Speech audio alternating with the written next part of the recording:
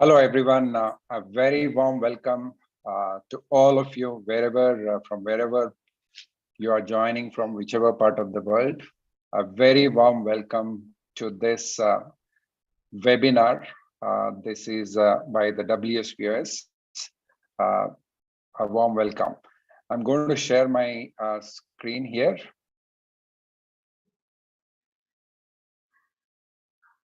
We have been connected for the last 2 years over this webinar, initially week after week. Now every monthly we are joining all of you.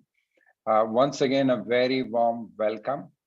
Today's webinar is one of the things I think most of us do it, and we are forced to do it, re-surgeries in strabismus.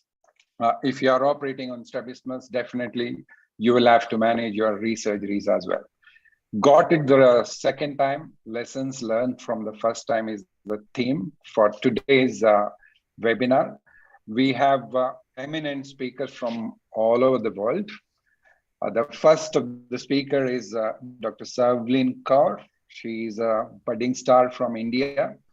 She's an assistant professor of ophthalmology in the Advanced Eye Care Center at PGI Medical Research Institute in the northern part of India, that is Chandigarh.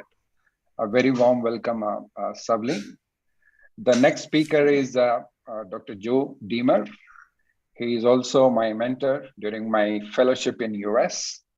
He is the Dr. Art Rosenbaum Professor of Pediatric Ophthalmology and also Professor of Neurology and Chief of Pediatric Ophthalmology and Strabismus at Stein Institute. He is also Director of Ocular Motility Laboratories, iStar Residency PhD Program, and also Clinical Fellowship in Pediatric Ophthalmology and Strabismus at the Stein Eye Institute. A very warm welcome, Dr. Deemer. Our next panelist is Dr. Alvina Pauline Santiago from Philippines. She is the Associate Professor at the University of the Philippines College of Medicine and also the Division Chief of Pediatric Ophthalmology and Department of Ophthalmology and Vision Sciences.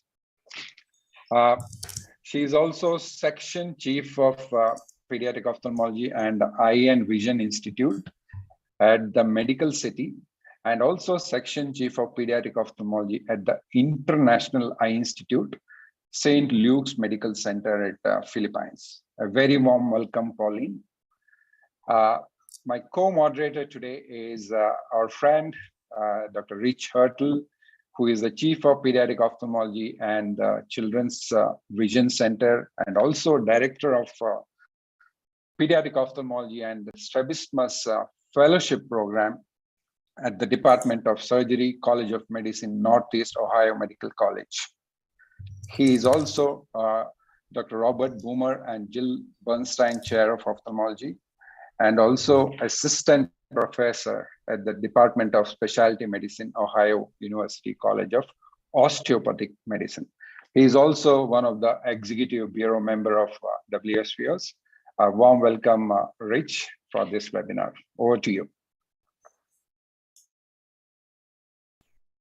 Good morning. Thanks, Ramesh. And welcome to everyone around the world. We're really privileged and honored to have you participate in listening and learning with all of us.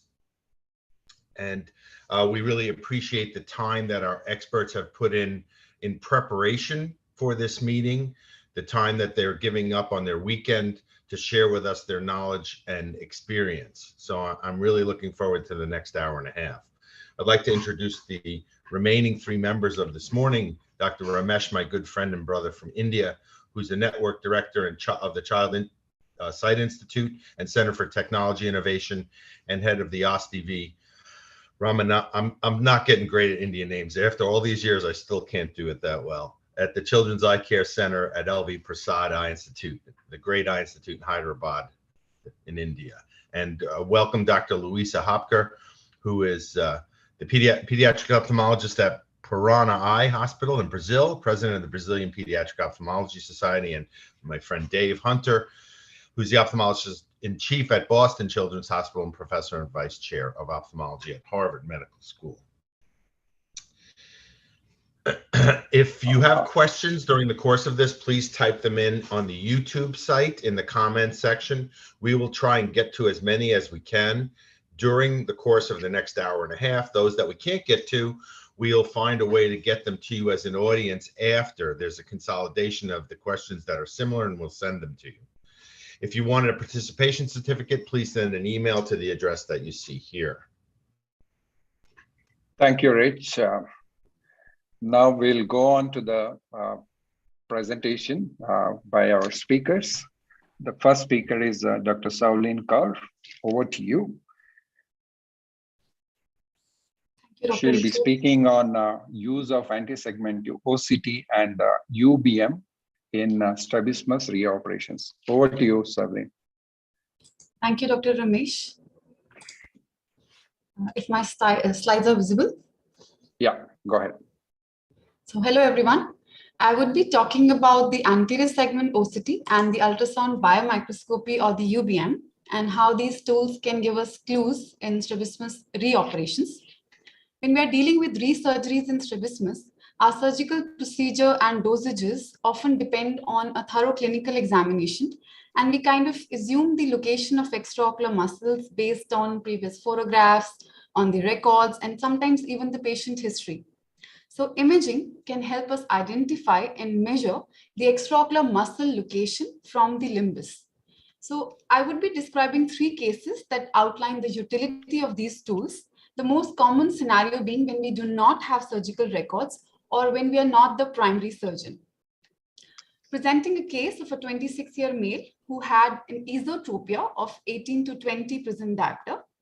He did give history of trauma during childhood, for which when he developed strabismus, for which he was operated, but he did not have any records as to which eye was operated upon. When we examined him clinically, we did see a scar on the temporal conjunctiva in both sides, and also a limitation of the medial rectus.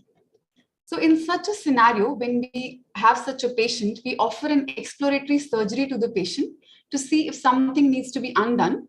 And then it can be really helpful if we can precisely measure preoperatively the extraocular muscle insertions with imaging. The CT and MRI scans are very good for the dynamicity and for the bulk of the muscles, but they're not that accurate when we talk about extraocular muscle insertions from the limbus. So we decided to do an office procedure, that is the UBM, in this patient. I have projected the left eye scans first because this is what a normal UBM looks like. This black line that we see, this curved hypoechoic line, is the medial rectus, and this line on the other side is the lateral rectus. So we need to localize where the limbus is, look at the angle, and then localize the muscle. The first point of this hypoechoicity can be measured from the angle or from the limbus, and this will be measured as the extraocular muscle insertion distance. Now, when we look at the scans of the right eye, we saw that the medial rectus was much farther from where it should be, recessed to about 14 millimeter. And the lateral rectus, when we compare the left and the right eye scan, was thickened, along with overlying scarring that we see, these undulations in the outer coat. So we knew that a maximum surgery of the right eye was already done, and we offered the left eye, the good eye surgery to the patient. Of course, we did explore and confirm the right eye measurements on table, and we only did a left eye medial rectus recession to give us a good outcome. So the last 2 decades have seen a lot of publications on the UBM and how it is comparable to the caliper measurements. We also had another publication in the Journal of Strabismus, where we saw that in patients in reoperations, the muscles, when we tried to image them, the medial rectus could be seen up to 1 mm of the caliper reading in around 79% of the cases post-operatively. And when we tried to image larger distances from the limbus, especially in patients undergoing lateral rectus recessions, the accuracy went down to around 50%. The second scenario is when we know what was done, but we are trying to establish as to why this reoperation is being needed. A case of a consecutive exotropia in a 22-year-old female. She had a 65 prism diopter exotropia. She was a case of ROP that was lasered, so she has a bit of a positive angle kappa as well. She did have her records where an exotropia surgery was done in the left eye, but now she presented with this large XT and a limited medial rotation of the left eye. So we wanted to know what was happening to the medial rectus of the left eye. We could also see some palpable fissure narrowing in this patient. We made her sit on the AS-OCT because she didn't want to be touched by the UBM cup. So we saw that the lateral rectus was at around 6.4 mm from the angle. We also saw some overlying scarring and a conjunctival cyst. But when we looked at the medial rectus, not only was it recessed only at around 8.6 mm, but when we looked closely, there was this thin band ahead of the medial rectus insertion and was not where it should have been according to the records. On table also, we saw this longitudinal fiber-like thing extending from the muscle to the previous insertion, which was likely to be a stretch scar. So we advanced this medial rectus along with the lateral rectus recession to give us a satisfactory outcome. Along with that, we restored the motility of the left eye. So our initial views on the AS-OCT in strabismus, we believed it to be less invasive and quicker. It was non-contact and also better delineating the presence of extraocular muscles in the reoperating cases. The third case scenario, it just helped us decide to modify, or I should say improve our surgical plan. A young female with a 30 prism diopter of exotropia presenting with equal vision and almost equal motility in both eyes. She did give history of strabismus surgery in infancy and she did not have any records again. We saw on the AS-OCT that the medial rectus was farther back from where it normally should be in both eyes. And when we looked at the lateral rectus, both the lateral rectus were beautifully seen in both eyes at the normal insertion. So we knew that bilateral medial rectus weakening was done. So yes, it was a consecutive exotropia. But now, do we undo what was done or we do something else? When we look back at the scans again, we saw there was a difference in the medial rectus placement in both eyes. The right one being at 10.4 and the left with 8.7 with again a thinning appreciated. And also the sclera or the overlying coats was thinner in the right eye as compared to the left. So we didn't offer a bilateral surgery. In fact, we went with the left eye surgery alone in this patient to give us a good outcome.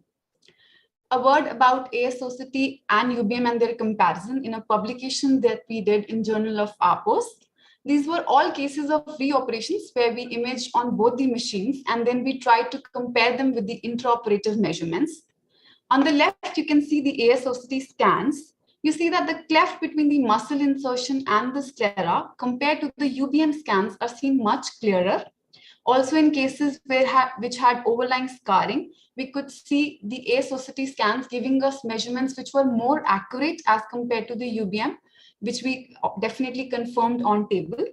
Not only were they more accurate, but we could measure larger distances from the angle on the AS-OCT as compared to the UBM. We also did see that our findings correlated with the intraoperative measurements and the intraoperative findings like pseudotendon in some cases. So any machine has its own limitations, the limitations being that of cost, that of motility disorders being unable to be imaged on any of the machines. We are measuring curved distances linearly, so there might be some inaccuracy in that way. Nevertheless, when we are planning a reoperation, in many of these cases, we offer a surgical exploration as the definitive treatment. And we kind of blindly look for the muscle leading to excessive manipulation, and sometimes it bleeds more and leading to more scarring. So if we have a tool that can help us detect the muscle insertion preoperatively, we can counsel the patient better, we can modify our plan and make our results more predictable. I would say we should use the most sophisticated instrument available with us, but not without a thorough clinical examination. I remember Dr. Deemer, when I visited him a few years back, quoting to the patients when the patients used to ask whether my eyes would be perfect. And he used to say that we are aiming at good results. And that is what I think we should promise all patients. My talk would be incomplete without acknowledging my mentor and my chief, Dr. Jaspreet, who has an unconditional belief in me. And thank you, WSPOS, for giving me this opportunity. Thank you, everyone.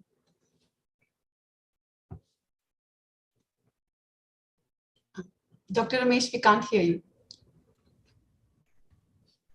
Sorry. Thank you, Savlin. Lovely talk. We will have some discussion on this topic. Before that, I just wanted to thank people from many countries who have joined, from USA, Sweden, Israel, India, Philippines, Ireland, Denmark, Nigeria, Spain, Saudi Arabia, Bangladesh, Nepal, Sri Lanka, South Africa, and France. Just wanted to acknowledge their presence. Thank you very much for joining. Just one question I would like to start for you, Savlin. We do this UBM or anti-segment OCTs. Do you see any fallacies, especially when the patient is, just operated? Or maybe sometimes we see at the caruncle, there will be a thick scar because of the conjunctival, scarring, or some kind of additional stretching happens there. Does it give a valuable information even in these cases, or in all the cases you can get the good images? Thank you for that question, Dr. Ramesh. Actually, in the very early post-operative period, I would say 1 month, it's very difficult because of the overlying edema and the conjunctival scarring, as you said, to image the muscles accurately, especially with the medial rectus, with the plica and the conjunctival fold coming in between. But when I image more, maybe after a month or so, I believe that if we have a reading, it is very likely that we would find the muscle within 2 mm of where we are looking at. So it's not that accurate, but yes, we get some faint idea in case you are suspecting an early post-operative, surprise if you have, and you want to image really early. But the first 1 month, yes, it is very difficult. So you suggest whatever anti-segment OCT to be done 4 weeks after the surgery, if at all you want information? 4 weeks would be ideal, yes. But if you have an early slip that you are suspecting, I have imaged before also. And yes, sometimes you do get a hint if you are not able to see the muscle at all, like 2 inferior rectus that I couldn't locate. So I went in early to explore because I suspected that, the muscle might have slipped. Okay, thank you. Pauline, I see that you raised your hand. Any comments or questions from your side? Yes, I have a question. Does this work as well also for imaging our vertical rectus muscles and our oblique muscles? So yeah, for the vertical muscles, I would say superior more than inferior, it is a little difficult. But these machines have the bleb module because they are designed for the glaucoma surgeons. So I shift to the bleb module to try image the superior as well as the inferior rectus. And we can actually see them also. Reoperations in vertical muscles, we get those cases very less, and currently I'm compiling the cases that we had in vertical muscles as well. But yes, there are published reports on vertical muscles being imaged very accurately. The obliques not so much, because we can't go that back to image the oblique insertion. We can see them, but not that accurate because of the way they are lying and how we take a scan on the ASOCTs like a cross section. So the vertical rectus, yes, I think they can be measured with quite a good accuracy. Okay, Savlin, Dr. it's Deemer. Rich. Okay, Rich. Oh, I'm sorry. Go ahead. Go ahead, Rich.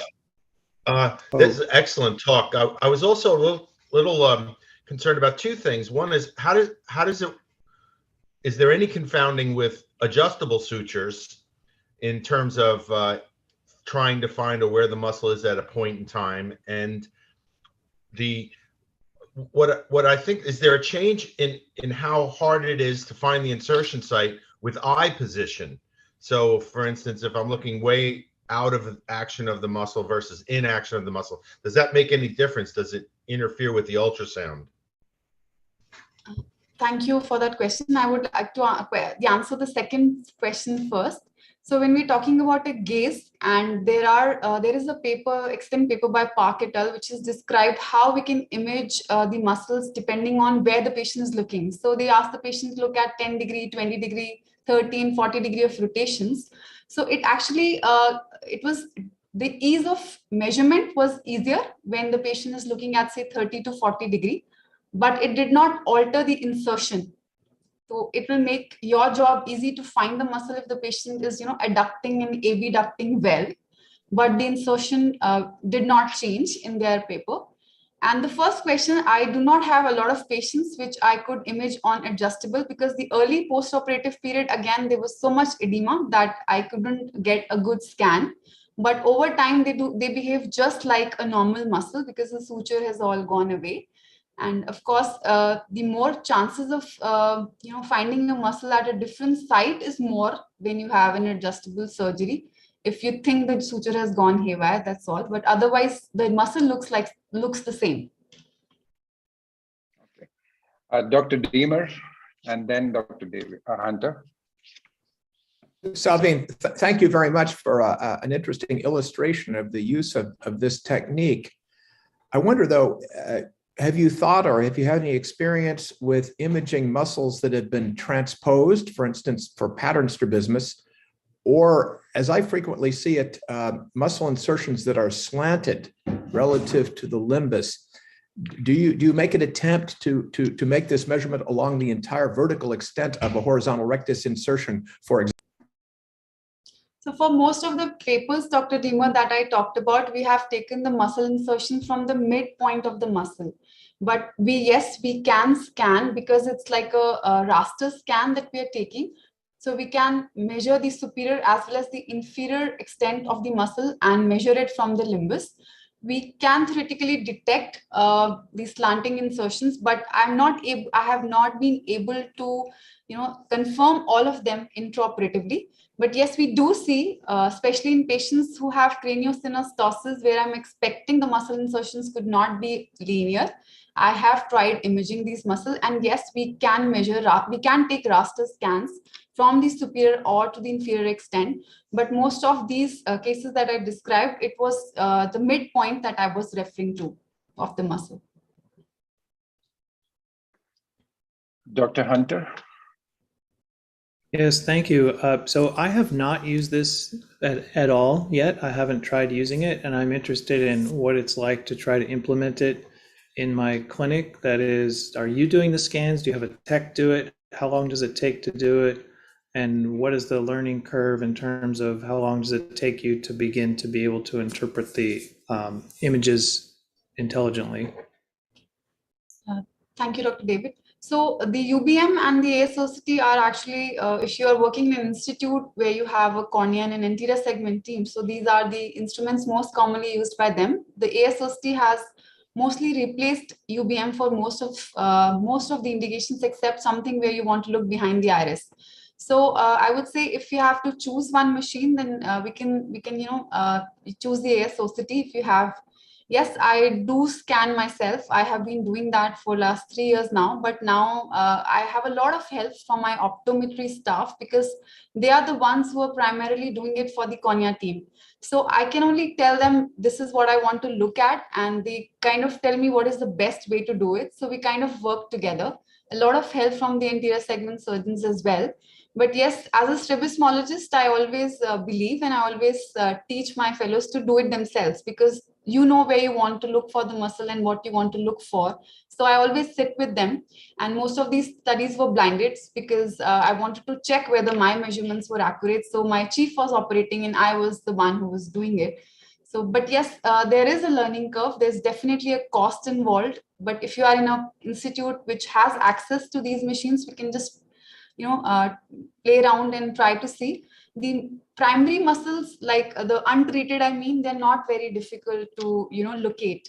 Just you have to check your reproducibility, that how are you measuring it, and maybe a couple of scans will tell you how accurate you are. Are you actually at the midpoint, and are you actually measuring the cleft well? But yes, we have a lot of help from the optometry team. Okay. Savlin, I just had one more question. For example, if you have 100 resurgeries, in how many cases you think this will make a difference in your surgical planning or a surgical decision without any intraoperative changes? So we could do it without these machines, like 2 decades back, and I believe a lot of senior strabismologists are still managing without it. It's not like we cannot do without it, because a good clinical examination is a must, and it also gives us a lot of clues as to what is the motility like. But now I do it as a norm, because especially in bilateral cases, it helps me choose which eye to do first. So I would not say that it can replace an examination, a clinical examination, but an add-on, yes, to almost all cases of reoperations. If you have access, we can do it, because it makes us modify our plan, not exactly change it. Okay, it enhances your confidence before you go in. That's what we can counsel the probably it is. patient better. We can tell the patient, Yes. this is what is happening. We are more sure that this is what we are going to find. And the patient is also, then they're more receptive to the normalized surgery, because you show them the scans that this is bad, and okay, we can confirm it in trop. Earlier, we used to confirm all measurements. Now we don't do that so much, because we know that is what is we are going to find. Okay, thank you. Thank you, I just wanted, Right. Rich, before we go on to the next talk, I just wanted Dr. Deemer's opinion. He does thousands of MRI. Does MRI has any role in the management of re-surgeries?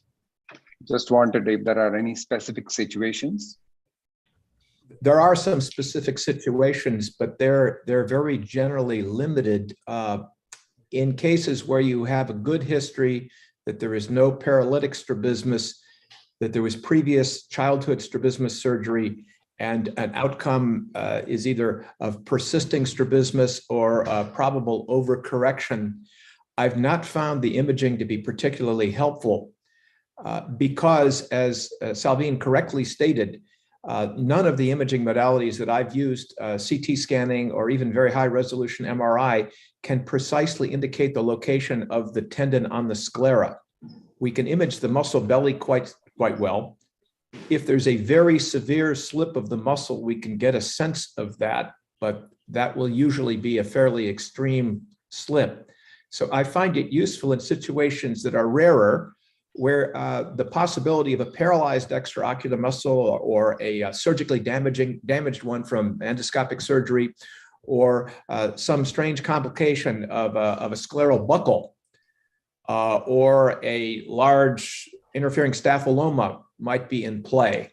Now, those things are rare, but they can be imaged.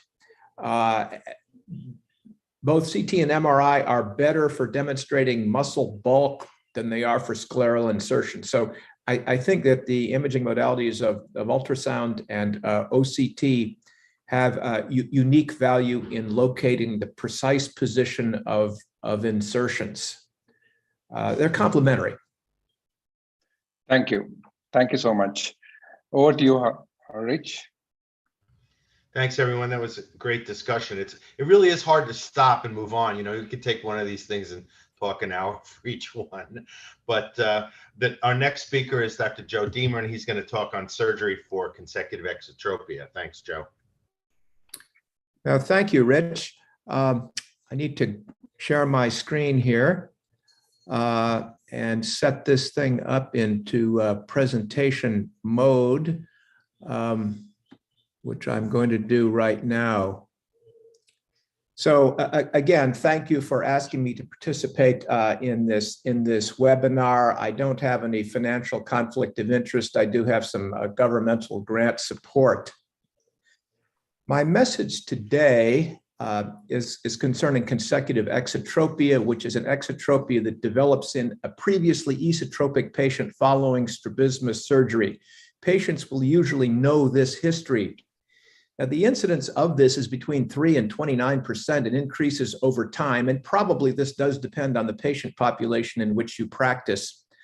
But the typical patient that I operate at least weekly now is an adult aged 30 to 80 years who has a history of at least one operation for early childhood esotropia with the details unknown, and has also had 1 to 3 additional operations for consecutive exotropia, never fully corrected, details again not known. In fact, the number of operations frequently not known either. And the exotropia is often gradually increasing, sometimes many years to even decades after the childhood surgery. Patients frequently do not know their full histories of strabismus surgeries. I can't emphasize this enough. They don't know how many operations, which eyes were operated, or which muscles. There will be no records typically available after many decades. A point I wish to emphasize is a take-home message that at least in this North American population, slipped or lost or otherwise very anomalous medial rectus muscles are common, more than a third in our series. And the lateral rectus muscles have typically been maximally recessed already, 8 millimeters or more. I am here to advocate medial rectus exploration, recovery, and probable advancement as the first priority operation, even in late consecutive exotropia. I have not been using ASOCT or ultrasound biomicroscopy to locate the insertions. I'm going to argue that some of these insertions are so anomalous or so malpositioned that you might have a difficult time doing those techniques in these cases as well. Some of them you probably could. But medial rectus advancement alone may be effective, and you can expect to get about 4 prism diopters of exotropic correction per millimeter of medial rectus advancement, about 4 per millimeter. That you might want to remember. And the second point you should remember is that you should seek an initial overcorrection of about 15 prism diopters to compensate for the virtually inevitable postoperative exotropic drift. Now, there are various kinds of defective medial rectus attachment that you can get besides simply a recession. First of all, the insertion may be slipped farther posteriorly on the sclera than the surgeon intended. Or you may see a stretch scar. Salveen showed an example of that. Here's a stretch scar seen in my practice. The stretch scar is this whitish band there between the muscle and the sclera. And this, of course, functions to elongate the muscle and makes it look like a greater recession. The muscle may be attached anteriorly in the pulley, but not to the sclera at all. And this is surprisingly common. The patients will have nearly a full range of adduction and normal saccadic velocities, but no scleral attachment. And about 2 weeks ago, I did a case in which this 1 centimeter long conjunctival epithelial inclusion cyst was present in series with the tendon, as you can see under my muscle hook on the right. Muscles are often resected before they have been lost. Thus, and if this happens, the muscle will retract posterior to the pulley and become very difficult to recover by a conventional strabismus technique, although they may be occasionally recoverable by orbitotomy. Those are cases where it may be challenging to recover and reattach the muscle at all. So let me just report the results of a case series done by my former fellow Bambi Gassetti de Leon from the Philippines, who reviewed some of my patients, including those with consecutive exotropia exceeding 10 prism diopters at distance, who had either a history of bimedial rectus recession from childhood, or it turned out at surgical exploration that they did. We excluded previous surgery for recurrent consecutive exotropia, which of course would allow even more patients to be included, less than a month follow-up, or any kind of complicated strabismus from neurologic causes, trauma, or sensory disorders. So this was done under general anesthesia, as most of these cases probably should be, since you often don't know what the extent of the surgical procedure would be. So I would not do them under topical anesthesia, for example. We do intraoperative force duction testing. We identified the position of the medial rectus insertion by surgical exploration, and the amount of slip is the position where the medial rectus muscle is found, minus its intended position, if you know what the intent was, relative to the limbus or anything else. Medial rectus advancement is done according to Park's table. So pretend that you're doing a resection when you advance the muscle, and you can work in a numerically equivalent way. And we evaluated alignment at 1 week, 4 to 8 weeks, and the final visit. So this is the kind of advancement that we're talking about here, illustrated in the cartoon. So about 55% were males. The mean age at advancement was 19. The preoperative distance exotropia was 28. The initial age at the surgery for the first operation, when we knew it, was about 3 years. And the interval was about 15 years, although it is much longer than that in some of my most recent cases. A point to remember is that we saw a slip of the medial rectus muscle in about 36% of cases where we had documentation of what the prior surgeon had intended, and about 5 of the muscles were indeed slipped relative to that by about 2.5 millimeters.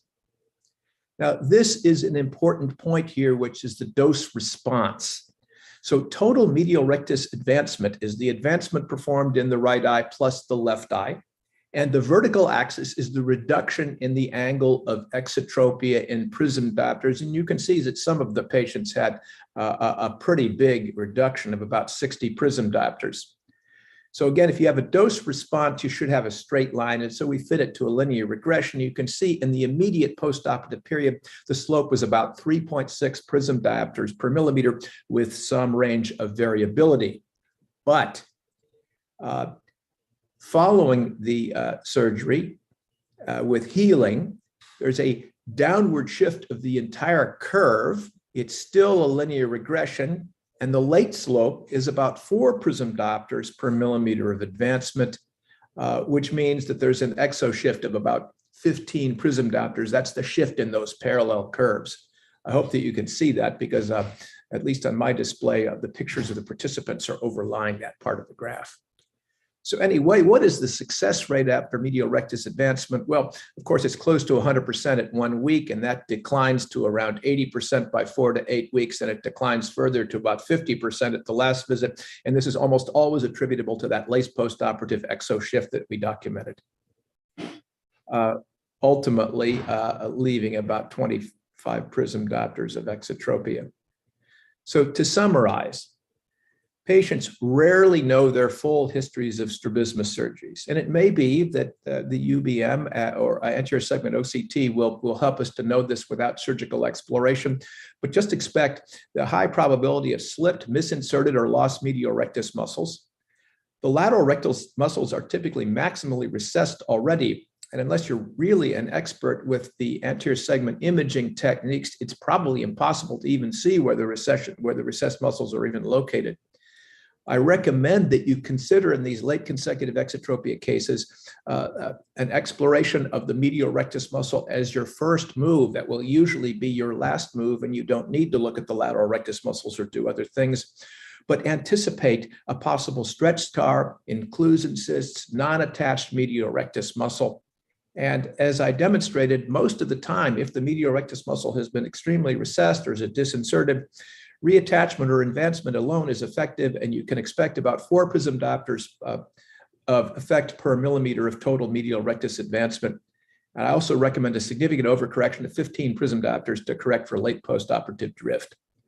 So thank you very much for that. And I'll go back to the Zoom and discontinue my sharing of the screen. Thank you. Thank you, Dr. Deemer, for that fantastic talk and a lot of pearls. We will have the question and answer session after Louisa's talk. May I ask Louisa to speak about botulinum toxin in Re-Surgeries?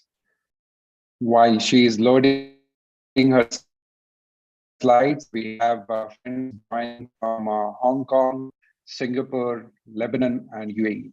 Welcome to everyone, whoever has joined from different parts of the world. Over to you, Louisa. Thank you. Can you see my screen? Yeah. All right. Thank you very much. I'm very honored to be here. I thank you, WSPOS, for remembering me. So I'm going to talk about the role of botulinum toxin in residual and consecutive strabismus. So whenever you face a complex strabismus that you know ahead of the first surgery that this patient might need more than one intervention, or you have a large angle deviation in an amblyopic patient, or whenever you have paralytic strabismus that you have to wait for surgery, and patients with several previous procedures, one thing that you can think of is about botulinum toxin injection. So as David Granite said in a previous webinar, I think botulinum toxin for me is like a tool in my toolbox, just like several other techniques as a strabismus surgeon. Sorry. So what are the advantages of botulinum toxin? It is perma, so it produces no scarring. It takes a less anesthesia time, and in adults, you can inject in the office. And it is a less invasive procedure, so sometimes it's easier for the patients to accept that as a second procedure. And depending on your healthcare system, it can be a lower cost both for the patient and for the healthcare system. So botulinum toxin, we do have to remember that it relieves contracture. That is something that is not achievable with surgery. And it acts on muscle fibers, but not on scar tissue. So we do have some limitations whenever we are talking about reoperations. So whenever we are doing for over or under corrections, we have to remember that works best for deviations up to 20 prism diopters, and it produces better results in medial rectus because of the characteristics of the singly innervated fibers. I have to raise a point for 6 nerve palsy. It was the first approval for botulinum toxin used back in the 80s, and is very useful both in acute and chronic palsies. So in this video, you can see how I inject botulinum toxin using Mendonça's forceps. And it's a very easy and nice way of injecting with the closing conjunctival approach. And you can use the same way in children and adults. So when to inject botulinum toxin? You can inject before the first surgery in those complex cases, like I mentioned. For example, for 6 nerve palsy, because it can help you to differentiate complete versus partial. You can gain time whenever you have to wait for surgery in acute cases.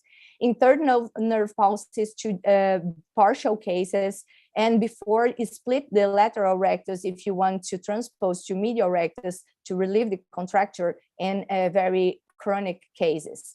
And in thyroid eye disease, to reduce the deviation to be operated on, especially in acute cases before you have the fibrotic tissue established. So here a case, to example, a 13-year-old girl with a large bilateral 6 nerve palsy and a large ET. She was injected in the office a couple weeks before the surgery, whenever I transposed her both superior rectus and recessed her medial rectus. And she has a good result, even though we're still with a hypo that will be operated later. And intraoperatively, you can also inject botulinum toxin. For example, again, in the 6 nerve palsy, whenever you want to do full vertical transposition of superior and inferior rectus, or you want to augment your medial rectus awakening, in large angle exotropia and esotropia to augment your RNR or to augment your BMR. And Dr. Hunter has some very nice studies on that. And previously operated strabismus if you have a previously fully recessed muscle. So let's go for an example. This boy had a medial rectus recession followed by botulinum toxin injection intraoperatively to augment the weakening of the medial rectus and the superior rectus transposition to the lateral rectus with a very good result, even after 2 years. Then he lost follow-up and came back to me 10 years after with a 40 ET. So I performed again injection in his medial rectus of botulinum toxin. I did a resection of his lateral rectus, and in the fellow eye, a medial rectus recession. He's doing with an early post-op with a good result. Another example of a lady with sensory XT with several previous surgeries and a status of a prephytesis bulbi, but with normal IOP and wanting new surgery. So she had an XT of 35 with a right hypertropia. And whenever I went for the surgery, the medial rectus was a little bit recessed. So I advanced and resected, and the lateral rectus was found fully recessed. So I performed botulinum toxin intraoperatively in her lateral rectus and inferior oblique anteriorization with a very good result. And we can do after surgery. Again, in the 6 nerve palsy, whenever you have a residual small angle after transposition surgery, and consecutive esotropia, which I think is one of the best indications for botulinum toxin in residual or consecutive deviations. So whenever you have an undesirable diplopia in adults, or in children when you have a medial to large angle that you know is not going to exodrift, or in a persistent small angle that may produce amblyopia. And in residual esotropia, because it's less risky to develop consecutive exotropia, and it works both for infantile and acquired esotropia. And again, Dr. Hunter has a very nice paper on that. And in consecutive exotropia, it's less effective. Dr. Dirmit has already taught us what is the best approach, and I totally agree. And residual exotropia also has variable results. So let's go for an example of a residual esotropia for sixth nerve palsy. So this boy had botulinum toxin preoperatively. It was performed Mendonca's transposition, which is under review for publication, but this publication, he explained his technique for high myopes, and then for sixth nerve palsy, he will do the same. So split lateral rectus, embrace the superior rectus, and then also embrace the inferior rectus and attach again in the sclera. And this was the result, but with 10 ET and diplopia. And so it was decided to inject again in his medial rectus, and now after 6 months with a very good result.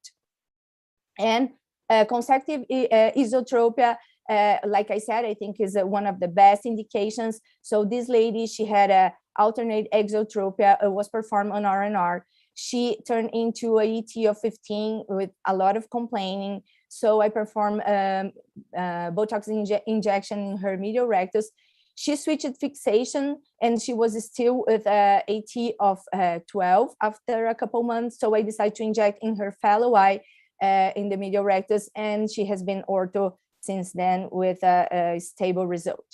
So when we think about botulinum toxin, whenever we have a sixth nerve palsy, either before, during, or after surgery, whenever you have a consecutive or residual strabismus, either during surgery in large angle deviations or in previously operated muscles, and after surgery in small angles, and remember that we have better results for esotropia. I would like to thank WSPOS, Dr. Aline Correa, Marcela Barrera, and my fellow Carolina Zuccoloto. I'm very honored to have had to meet Dr. Alan Scott and have a couple learnings from him, and Dr. Thomas Mendonça, which I already told him yesterday when I saw him that I think he's our Brazilian Alan Scott, and I'm very honored to have been his fellow. Thank you very much.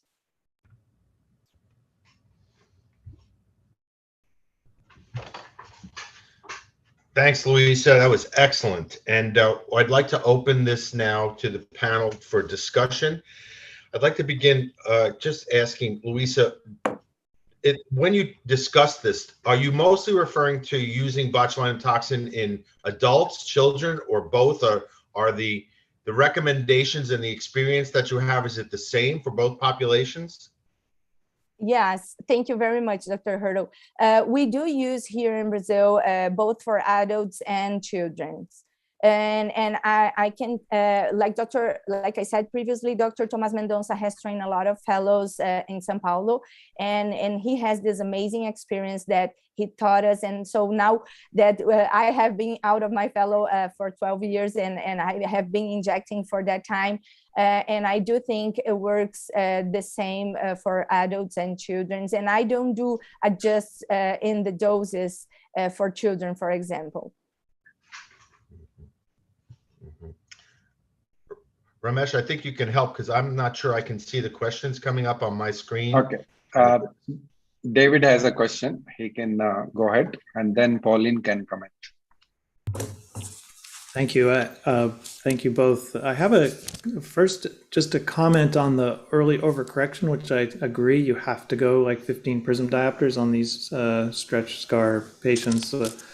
What I think is happening is that if you imagine the muscle has been not attached to the globe for some decades, it develops a state of contracture, just as if I'd held my, had my arm taped to my shoulder, my hand taped to my shoulder for 15 years. Now that muscle is going to be contractured.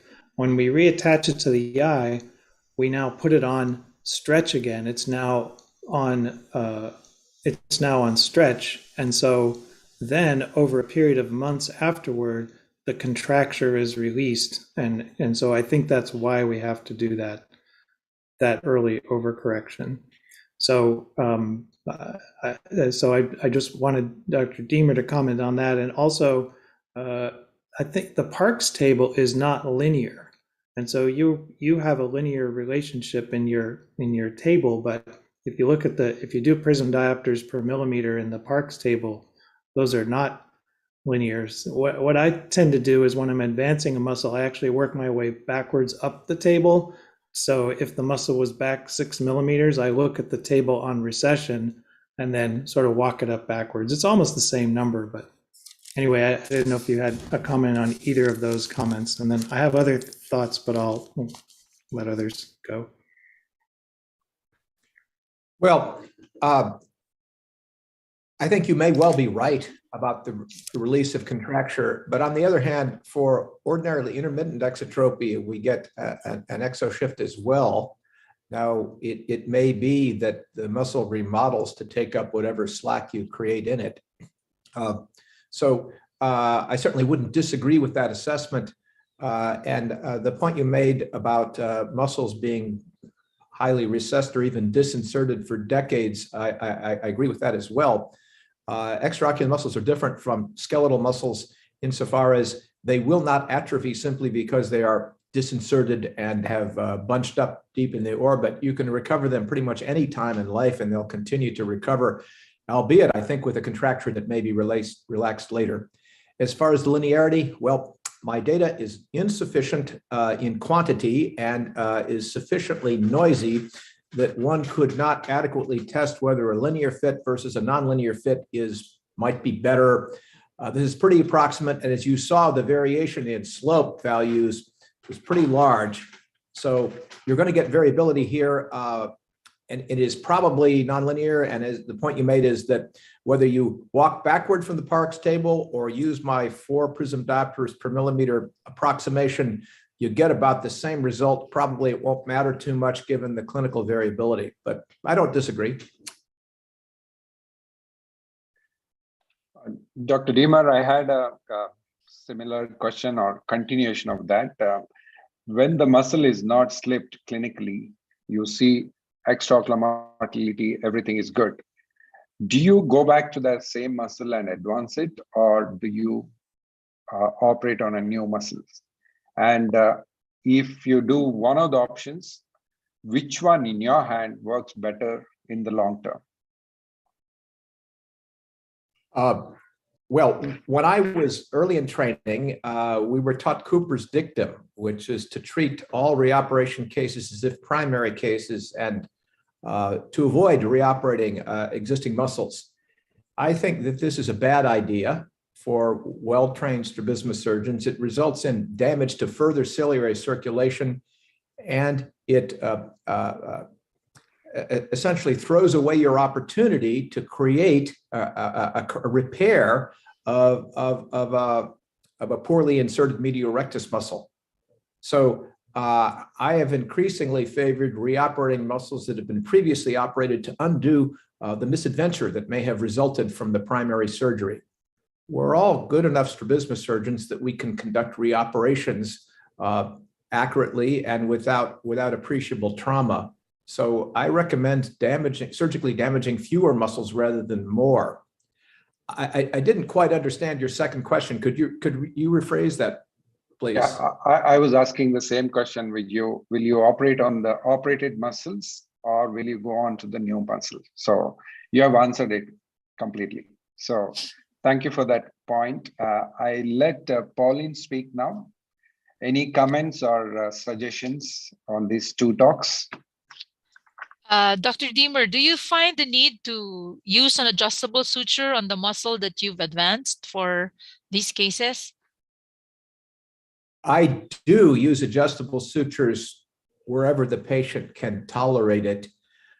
These are situations where there's often scarring, and in adults, I typically use adjustable sutures anyway whenever I can if the patient can tolerate it.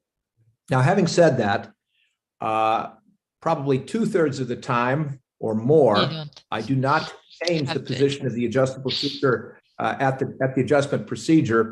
So you could argue that many of these adjustable procedures might have been done just as well with fixed surgery. But and finally, there's a limit to how much advancement you do. You really should not advance more anteriorly than the original insertion.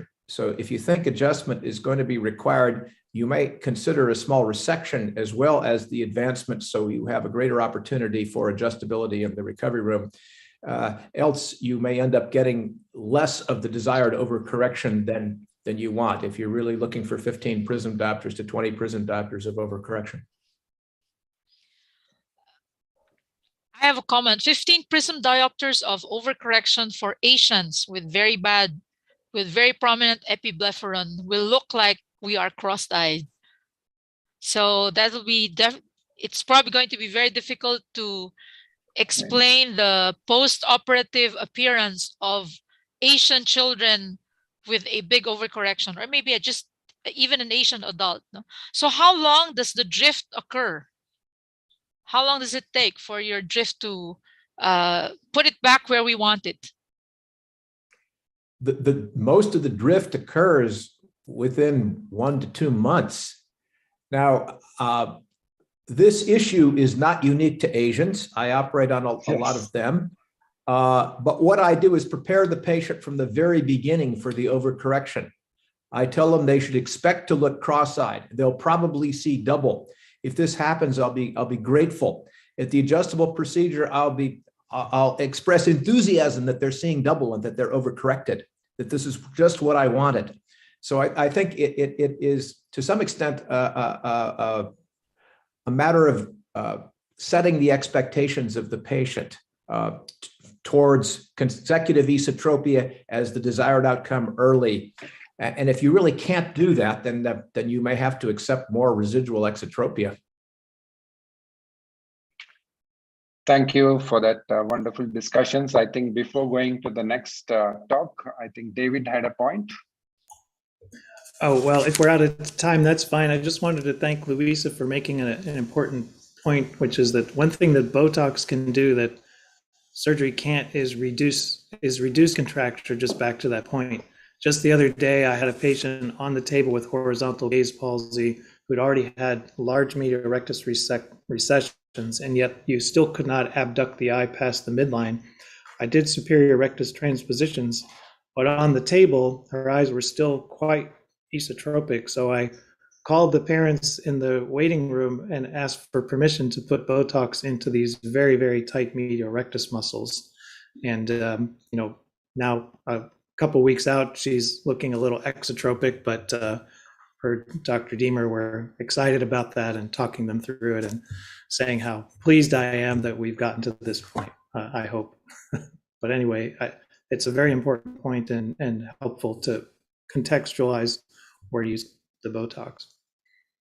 There are two questions, Louisa, from the audience. The first one is, do you have any dosage, whether it is 2.5 international units or is it 5 international units? And if you give that, do you know how much it corrects over the recession or resection we do? Probably a recession what we do. How much complementary, maybe 2 diopters or whatever it is. So do you have any numbers? Thank you, Dr. Hunter. And just want to make a real quick comment, but I am excited whenever I have overcorrection. I tell the parents, just like Dr. Jimmer, that after Botox, I am expecting to see the eye drift out, for example, if I'm injecting in the medial rectus. So we have to prepare the family for that. That's very important. And usually what I tell them is you have to expect the eyes to drift out between 7 to 30 days, but it can last up to 2 months. So this is the first very important point. About the dosage, usually what I consider is up to 20 diopters. I inject from 2.5 to 3 units. And for larger deviations, I usually inject 5 units. either on child or in adults, for example, for 6 nerve palsy. And whenever I want to augment medial rectus recession, usually there are very large deviations. So I just go ahead and I inject 5 units also. So I usually expect that correction. And I think considering how much it corrects, I do think it depends of the deviation, because it's almost like an adjustable result. Because if you have a very contractured muscle, it might respond more than a not contractured muscle. So I think it depends on the cause of the deviation. Thank you, Louisa. I think we should move on. Whenever we talk about botulinum toxin, we always remember the contributions of Dr. Scott. Fantastic contributions towards botulinum toxin. Our next speaker is Dr. David Hunter, who is going to talk about my top 5 tips and tricks and hidden secrets for the strabismus reoperations person. Over to you, David.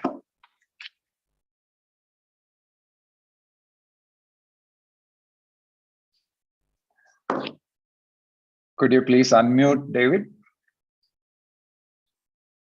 Well, that's embarrassing. Thank you so much for including me.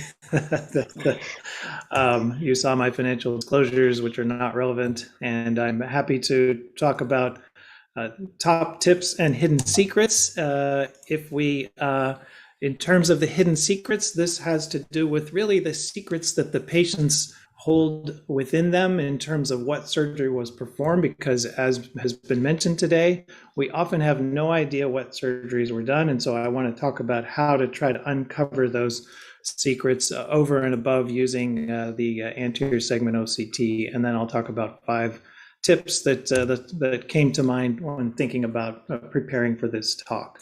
So we're doing detective work to try to understand the prior surgery that was performed, assuming we don't have that information. So some of the clues that we can look for would include the conjunctival scars that were already mentioned. I think that we'll all agree that this person has had right lateral rectus and left medial rectus muscle surgery. And you can often tell, not always, but whether or not the muscle was recessed or resected, just trying to look through the conjunctiva for muscle tissue or tendon. Also, I think that all of us will agree that this patient probably had a left lateral rectus recession at some point in the past, performed by a surgeon who uses the crossed swords technique. This is not often present, but in every patient that I examine, I always look at the retinal periphery to see if there are any clues to previous surgery in any of the 4 quadrants. Next, we want to look for incomitants. And while as an evidence of prior surgery, this patient had unknown previous surgery and now is esotropic. Now, in this case, you can tell that there's a abduction limitation, so you know that there may be some issue with the left lateral rectus muscle. However, that's not always so obvious, but even small amounts of incomitants can be a clue to what surgery was performed in the context of previous deviations. You can also try to get pictures of the patients when they were babies so that you can get a sense of what the initial deviation you can look like after the first surgery, what did it look like after the second surgery, etc., to get to that. Next is looking at the position. Go in and start working. Now, that's not patients who've never had surgery, but in patients with prior, I can tell you whether that something may have been done on one of these eyes. And if you were planning on doing a left recess resect for this exotropic patient, when you see this appearance under anesthesia, you might decide to change your plan, given that it looks like there's something going on with that the medial rectus muscle. Not always, but it's just one more clue as part of to understand what has happened. So, and then finally, once the patient is under anesthesia, we can do the spring back test. This is back to the patient that I showed you before. And it's not the best test, but it is at least somewhere. So here's the medial rectus muscle. It bounces right back and comes past the midline even when you let go. So but when you pull on the lateral and let go, it's just a little bit less brisk in its response, and it doesn't come all the way over. So one more little bit of information suggesting that there's something going on with the lateral rectus muscle. So putting all of those things together, you can usually have a pretty good idea of whether there's a problem with one of the muscles. So now we'll move to the top 5 tips that I was asked. And as reviewing this, it seems many focus on the conjunctiva first, and many of you may do this, but I find that it's helpful to generously mark the conjunctiva. You have to put a lot of ink on there for it to last through the duration of a case before giving yourself the good exposure that you often need to do a re-operation. And then you see this is the same case. At the end of the case, you see how a lot of it's washed away, but there's still enough there that you can tell that the conjunctiva had rolled under itself, and so it made it possible to do a better approximation of the conjunctiva at the end of the case. The second tip is mobilizing conjunctiva, and the fellows know of this in any reoperation as we go into reop mode. The idea here is that often that original insertion causes a point of adhesion that can interfere with mobilization of the conjunctiva.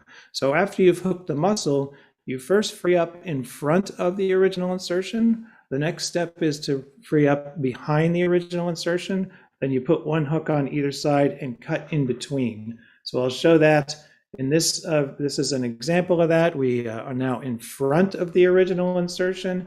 Do it this way every time. You go in, spread, come out. Go in, spread, come out.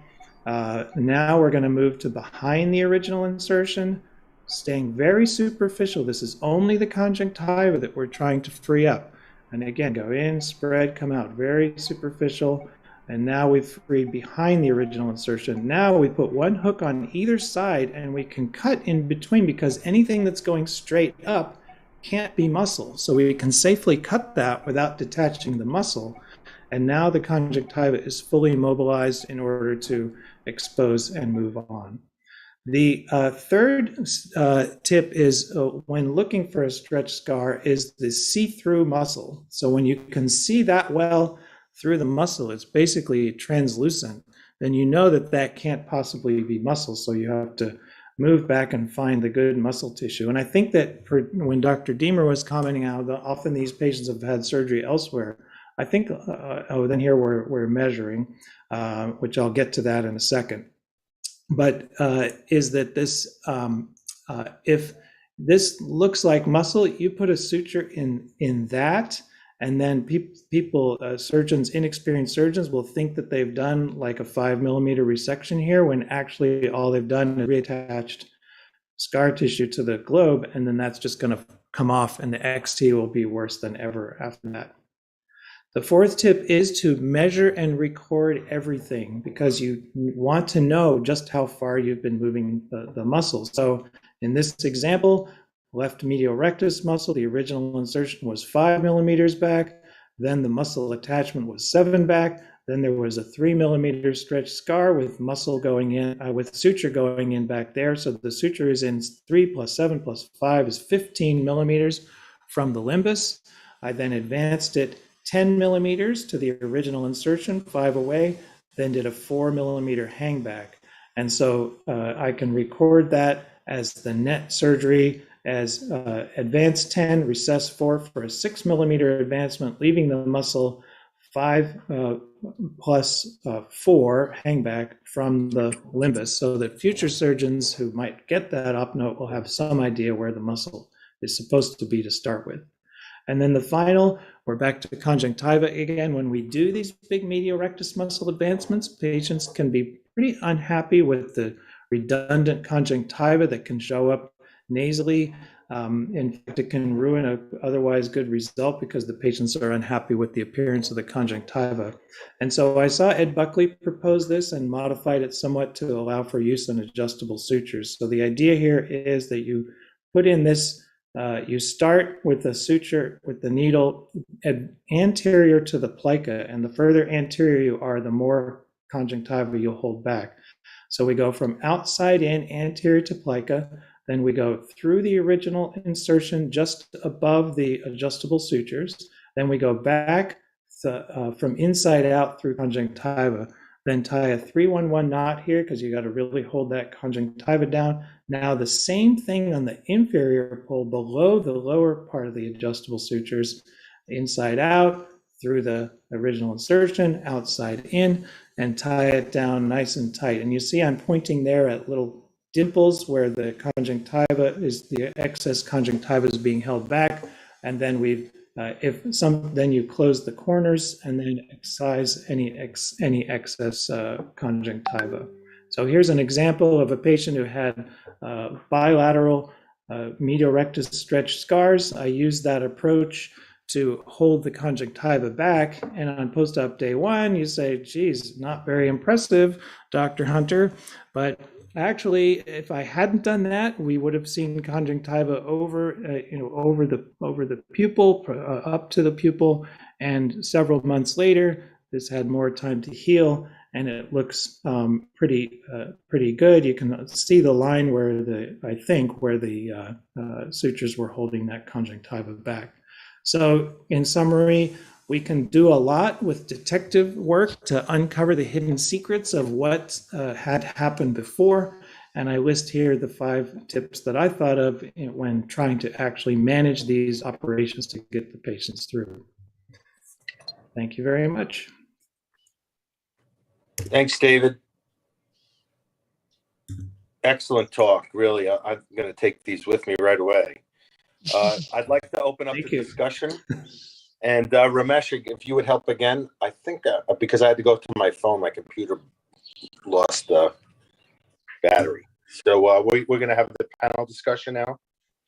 Yeah, we can start. Deemer has something to say, and then we can go ahead. Dr. Deemer. Hey, David, thank you very much for those tips. I just wanted to mention my approach to the conjunctivoplasty. I hadn't used the Buckley technique that you described, but what I wanted to emphasize for everybody is that I agree with you that when you advance a muscle, you're going to drag a considerable amount of connective tissue anteriorly along with the tendon, and that this is likely to produce elevation, at least in the early postoperative period, and sometimes permanently. You may get a Dellen in that case, which you initially will have to treat by lubrication for some weeks. It may look like a corneal ulceration or even a substantial thinning of the cornea, and it's uncomfortable for the patient. So what I have begun to do, since I use a type of swan incision rather than a limbal incision or a full fornix incision, is to thin the conjunctiva meticulously before conjunctival closure of that incision. And I do it by taking 2 forceps and having my assistant place the flap, which is on the nasal side, toward the caruncle under tension, and with a 3rd forceps, tent up the Tenon's fascia and meticulously thin away tenons from the surface of the conjunctiva, just leaving conjunctival epithelium. And as you do this, you can see fat and dense connective tissue from the pulley system drop back into the orbit. And I keep doing that. It may take me 5 minutes, but you can reduce the thickness of that layer of the tissue by 80% easily. And then after that closure, these problems are much less extensive. That's just another option. But I would agree with David that it is important to deal with the conjunctiva, to do a conjunctivoplasty if you're doing any significant advancement and recovery. Yeah, thank you, Dr. Deemer. Fantastic videos, David. I just wanted to know, do you change your incision site? Either you go to the superior or inferior site when you're reoperating. Do you have any preference? Yes, I go wherever the conjunctiva is the least sticky. So usually that's going to be going supranasal or supratemporal instead of because most often what I've seen is the incisions infranasal. Or is that what you mean? I just I just try to find where I can yes. get in the most safely. Yeah. And I And like also- to just use a fornix Go ahead. incision, but for the reoperations, if exposure is really important, so then I open it up. Yeah. For example, if you are operating on a recessed lateral lectures, probably 8 or 9 millimeter, they have done it. So probably to avoid the inferior oblique, probably superior is better. Even if the conjunctival health is good, we can still go there. Yeah, that's a good point. Trying to stay out of the oblique muscles, but even if you come in from that other side, you still may find inferior oblique caught up, as you know. Yes. I think Sabine has a question. Sabine, go ahead. I just wanted to comment that I often take a central bite, an extra central bite, when I see a stretch scar in addition to the side crossroads. I wanted to ask the panel's opinion on that. And also, do you shift your sutures from absorbable to non-absorbable when you have the operations? Yeah, I'm glad to comment on that non-absorbable because I know that that's something that Irene Ludwig is a very strong advocate of, but I disagree. I think this gets back to this issue once again of muscle contracture, and that if you don't give that big overcorrection, then the eyes are going to drift out again. I don't like using the non-absorbable sutures because you have to tie it down differently. It reduces the options for late adjustment, which I like to do. It is more likely to cause later problems with conjunctiva. So I just don't use that because I think that as long as you get the suture through good muscle, I don't know if it matters. So long as you've got the suture through solid muscle, that's just so important to really see those red striated fibers. And then even if you use adjustables, you have to be brave and send the patients home with that big exotropia of 15 prism diopters. Then they'll do okay sometimes, much of the time. Thank you. Pauline, you had a comment? I have a question. Has anybody considered using mitomycin C to try and stop the fibrosis and the scarring that will form in our reoperations? Or is it a bad idea? I think it's not a good idea. I know that Monte Del Monte did a study in rabbits where he used it, and they actually had worse scarring. And I've never seen a good result from mitomycin C. I've only seen not helpful results, but others may have better experience. I haven't used it. Dr. Deemer, any comments on that? No. I agree with Dr. Hunter. Louisa, have you ever used? No. No, haven't used. Agree with the panel. panel. Sableen? I haven't used, but I do believe that steroids kind of inhibit the collagen. I mean, they alter the collagen synthesis. So when we have reoperations, that's what the extra steroid alone, not mitomycin or other antifibrotics. Do you give oral steroids? Do you give oral or step up the topical steroids? Step up the topical, sometimes give a subconch in the end. And very rarely, yes, I might think of an oral steroid as well. If you have multiple surgeries and I see a lot of, manipulation that has been done, might consider, but not mitomycin. Yeah, it crossed my mind because we've done all the oral steroids, we've done the subconjunctival steroids, and we've pumped up the steroids, and we still had a lot of inflammation. But my gut feel was mitomycin was a bad idea. I'm glad I chickened out. I think there is David Grant is a strong adherent of using viscoelastic and the anti-inflammatory properties of viscoelastic. I haven't actually adopted that. I have to look and see if there's any data on that. He may have a paper, I don't know. There is one question from the audience. I think Dr. Hunter and Dr. Deemer can take it. Why not cut the excessive conjunctiva during surgery? excessive conjunctiva? Do you have any reason not to do it, Dr. Hunter, and then Dr. I'm Dima? sorry, I had an internet glitch. I didn't hear the question. Okay, what I didn't hear it either. Audience question was, why can't you cut the excessive conjunctiva? Oh, well, you can, but it's still, I've tried that alone and it's just never very satisfying. And you just end up with the plica being that much closer to the limbus. And so if the plica is next to the limbus, then that's not good. And so I prefer to preserve that rim of thin conjunctiva like Joe Deemer was commenting on, and have that be what's next to the eye and the thick stuff further back.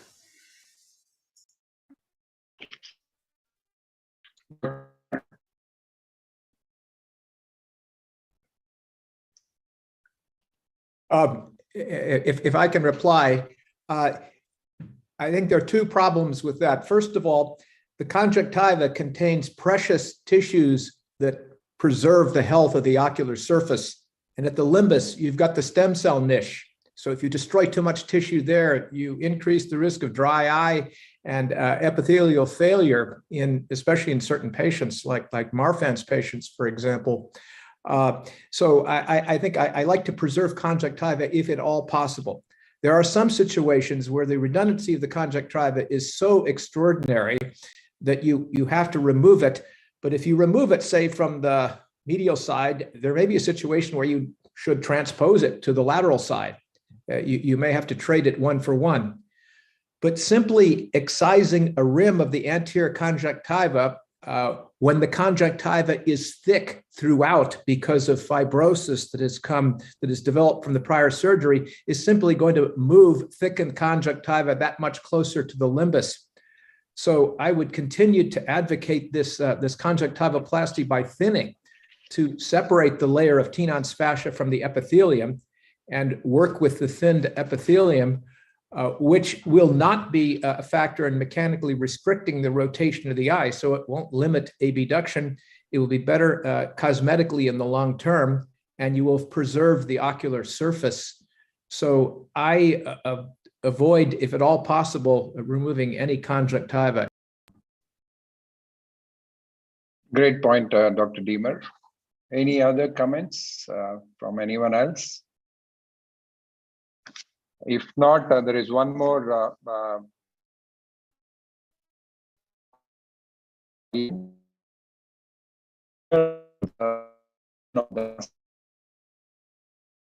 from the original insertion, or do you go to the limbus and then measure? And if one is superior to the other, why? I'm sorry, I only heard the second half of the question. Do you measure it from the limbus or from the insertion, the new position of the muscle? Both. What? I try to keep track of everything. So, but I use the limbus as the limbus doesn't move. So that's the primary reference in the reoperations, because you've got the reattachment site, you've got the new insertion, you've got where the suture is. There's just a lot to take into account. So I think of where was the suture when I put it there, and where is the suture at the end of the case with respect to the unmoving limbus. All right. There is one more question, Savlin, for your talk. What is the best, I think you have answered during your talk, what is the best anti-segment OCT in terms of giving the result? Which is the best one? In terms of the machine, if you're talking about, now we have the SWEP source. I think that is the best as compared to the older versions. But the older versions like this, the others one also give a good delineation. But if you want to go farther back from the limbus, I think the SWEP source is quicker and has a more global and a more peripheral view, because you want to have the angle as well as the muscle. So I think SWEP source would be my answer. Okay. Coming closer to that, I just want one tip from everybody, all the speakers and the panel for the audience. Any one specific tip? Where we will start with Dr. Deemer. Do you have any one pearl to share to our audience today with regards to the repeat surgeries? Well, I would simply reiterate that it is very helpful to thin the conjunctiva overlying a muscle that has been recovered and advanced. But since I said that already, I will add as a novel tip that if you're making measurements of muscles that are very far from their original anatomic location or their intended location, you have to consider that there's a difference between the chord length, which is the shortest straight line distance between two structures, and the arc length, which is the path of the muscle across the more or less spherical globe. And the larger the distance you're talking about, the greater discrepancy between these two things. But the arc length is what counts in terms of the torque or the actions of an extraocular muscle. So you may find it convenient if you're doing a lot of reoperations to use a curved ruler that approximates the curvature of the surface of the eye. You can buy these. They're scribed in millimeters and have, in fact, a little tooth at the tip that can be marked with ink. So you can very precisely measure the arc length distances relative to the limbus for your reoperation surgeries. And you may find this enhances the precision of the work operation surgeries. And you may find this enhances the precision of the work. Thank you. Excellent point. Thank you. Louisa.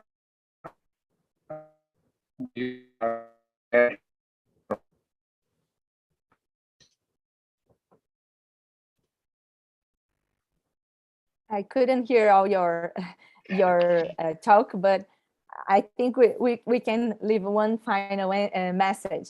So I think botulinum toxin is very, very useful in consecutive exotropia if you don't have your expected exodrift by 2 months, let's say.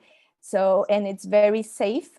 It won't produce an exotropia again. I think this is something that is very important to mention. And use in 6 nerve palsy in several different timing of your treatment, especially if you are adding some force in your antagonist, because this is very important to remember. You have to have a shortening of your antagonist in order to have a good result with the botulinum toxin. And thank you very much for having me here among these amazing ophthalmologists. Thank you, Louisa. Savlin, over to you. Well, I would just like to say, if you are doing a strabismus reoperation and you have access to the UBM or the ASOCity, you can use these tools as a complement to your clinical examination, help them guide you, but always take a decision on the table. Thank you. Thank you. Pauline? Oh, I want to stress the importance of doing your clinical evaluation of your extraocular muscle movements, your versions and your adductions, and see which muscles are underacting. That's half the battle. Thank you. Dr. Hunter? Yes, 2 things. One is Joe Deemer reminded me that if you don't have a curved ruler, you can also measure in little increments. So I just go, if I'm looking for 15, I'll go 5 plus 5 plus 5. That's how I do it. The other thing is, when you're doing the reoperations, sometimes what the patient wants doesn't necessarily match what you think they need. So you've really got to take that time and get inside the head of your patient. Just as an example, that patient with the ROP who had the ET, who had the surgery and the big angle kappa, my guess is that patient measured an ET, but may have already been XT, and may have had surgery make them even more XT because the surgeon measured an ET, but didn't notice that the patient wanted their XT fixed. So in these patients, they've been through a lot. You just really have to take the time to get inside their head and understand what it is that they're trying to accomplish, why they're sitting in the chair. very much. Rich, if you're there, do you have any comments as I share my slides? No, it's been a great morning. Thanks, everybody. Have a wonderful weekend and summer. Thank you, Rich. If I may say something, I think use all the records of the patients, whatever previous pictures on their phones, everything, and the records, bits and pieces, and then synthesize what the patient needs. Use all the information that is most of the times helpful. Thank you. I just had some more important announcement to make. Number one is if you have missed answering any questions, please email to the admins at admin@wsps.org. We will have them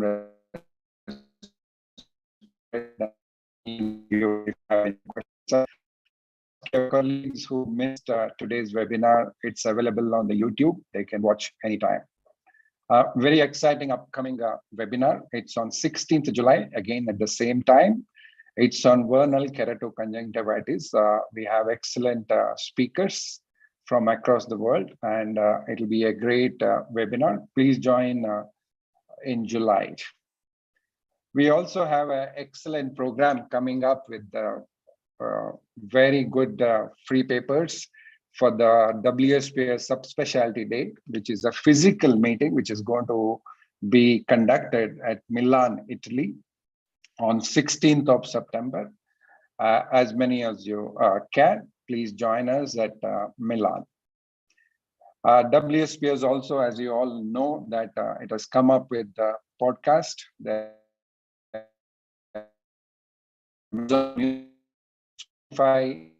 Apple Music. You can always, hear them whenever you have, travel time when you're driving. They're excellent pearls which are extracted from the previous webinars and also the previous talks and some of the interviews which we have conducted. In this year, the IAPB's focus is on child eye health. So WSPOS is very pleased to announce the partnership with the IAPB in terms of strengthening child eye health across the globe. Please join us at WSPOS. The membership is free. You have many benefits which you can take if you join us as a member. And also join us on the page and also subscribe to YouTube channel. And also David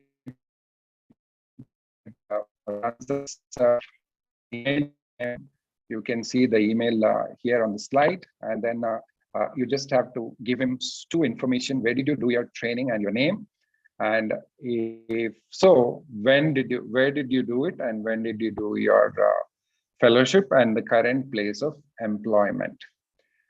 I would like to thank everyone who joined us today.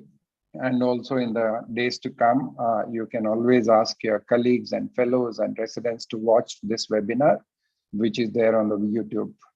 And I would like to thank our speakers and panelists today who have given their time on a Saturday morning or evening away from their family. Thank you so much, all of you. You all did a fantastic job and delivered excellent talks and gave us some useful pearls. I would like to thank Entod International, always a platform which we use to host this webinar, and also WSPOS admins who are working all the time to make this webinar to be a successful one. And to conclude, eat, sleep, operate, and repeat if required, and have a wonderful day ahead, all of you. Thank you so much for joining. Thank you, everyone. Thank you. Thank you so much. Thank you for organizing. Yes. Bye.